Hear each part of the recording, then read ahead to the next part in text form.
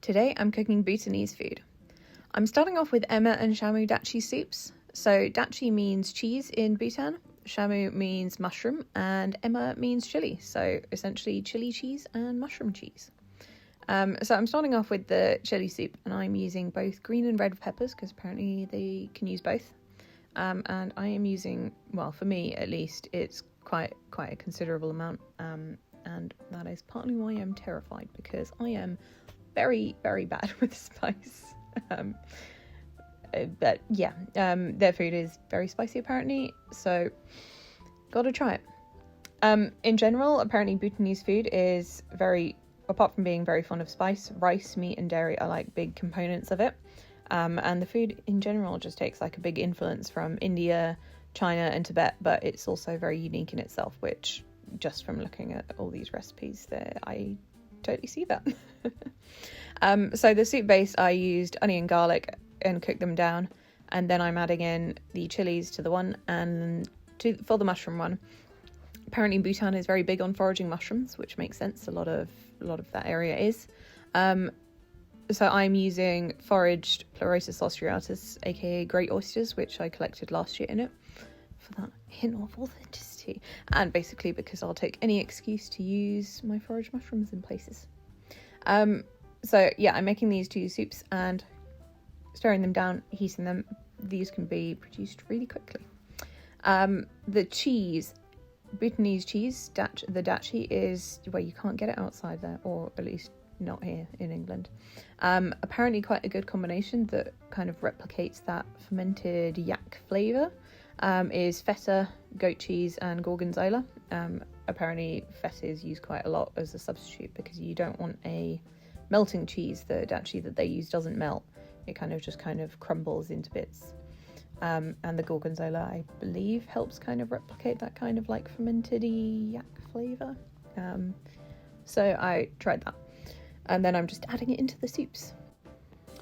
So this dish has quite a few varieties. So Emma datshi is probably the most popular one, the chili cheese. But Shamu datshi is also one of the alternatives, the mushroom cheese. Apparently there's also potato cheese, so kiwa datshi. Apparently with beef. Beans is Semchung datshi apparently. But yeah, the chili and cheese one is supposedly the most popular, which makes sense since chilies feature quite a lot in the cuisine. One of the other ingredients that goes in here is tomatoes, which just helps kind of like balance out the heat in the dish. But yeah, anyway, just combining all that, and then I'm adding in the liquid, so I'm just using a bit of water here to kind of turn it a bit more soupy, stewy. Is it a soup? Is it a stew? Does it really matter? No. Anyway, so the cheese kind of like, once it's mixed in, it doesn't melt, but it like crumbles into little bits. It's really hard to do. Oh yes, it's like ricotta cheese, that kind of like texture. So it kind of does thicken it up, but without making it like melty like a normal cheese. But it's certainly very unique, and I'm hoping this combination kind of is accurate to what it's replicating, the chirpy but Bhutanese cheese, which apparently I do think, apart from yak, it can be made of goat cheese, so maybe that does make this vaguely more accurate. But anyway, the soup thickened up quite nicely, like I say, and then it was ready after maybe 10-15 minutes of cooking. And here it is. I decorated it with a few locally foraged greens and flowers just to make it look nice. But overall the soups were really, really nice. I ate them without rice because I'm doing that for the main. The mushroom one was my favourite just because I really love mushrooms and because I didn't make that one spicy. The chili cheese one was really, really good.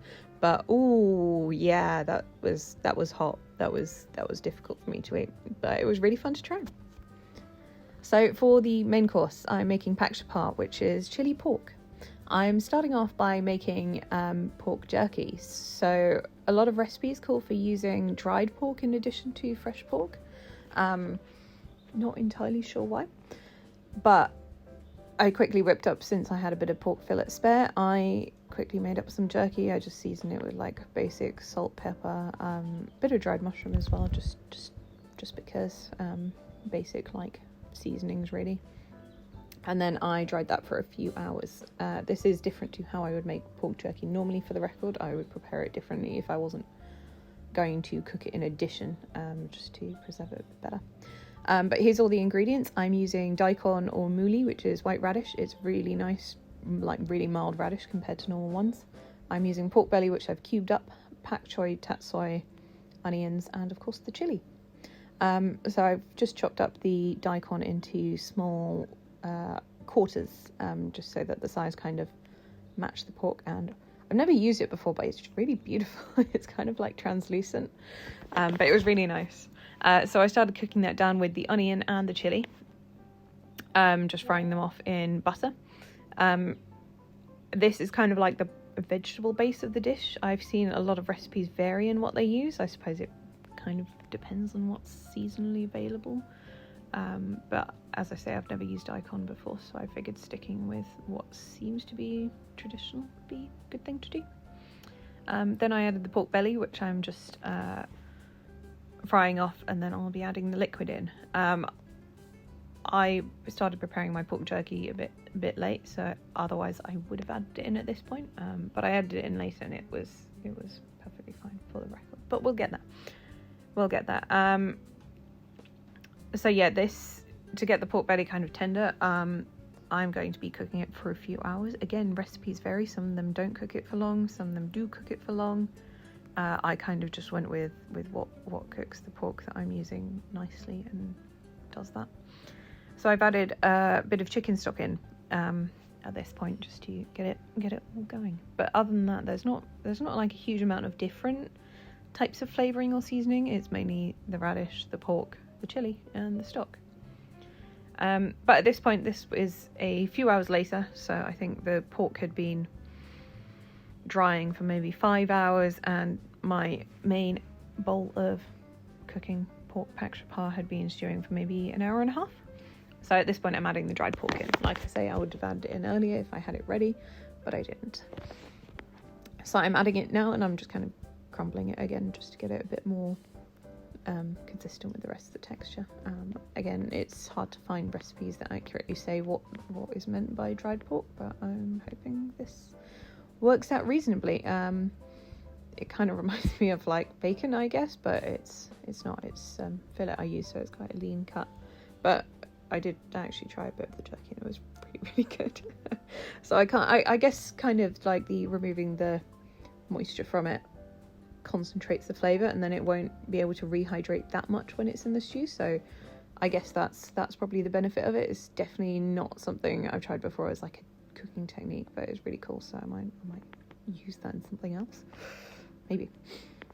But I ended up stewing this down for a few more hours after this.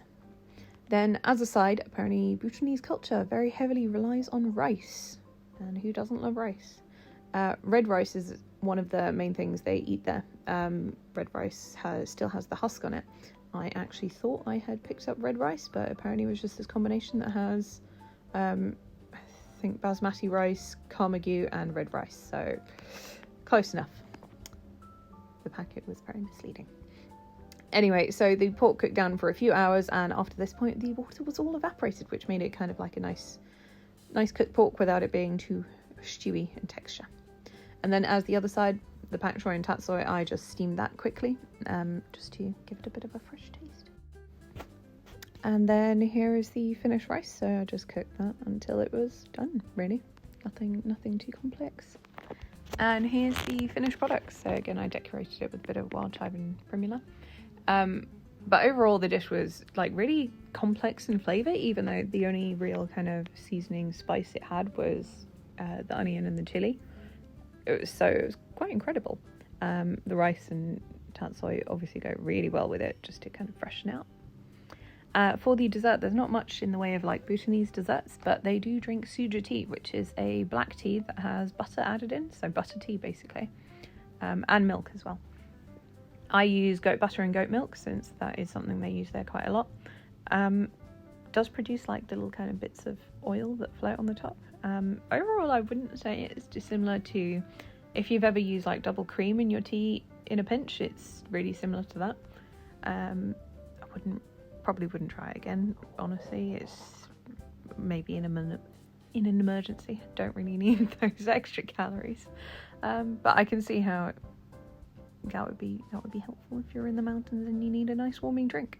But overall, I really enjoyed doing all these dishes, and I definitely do most of them again.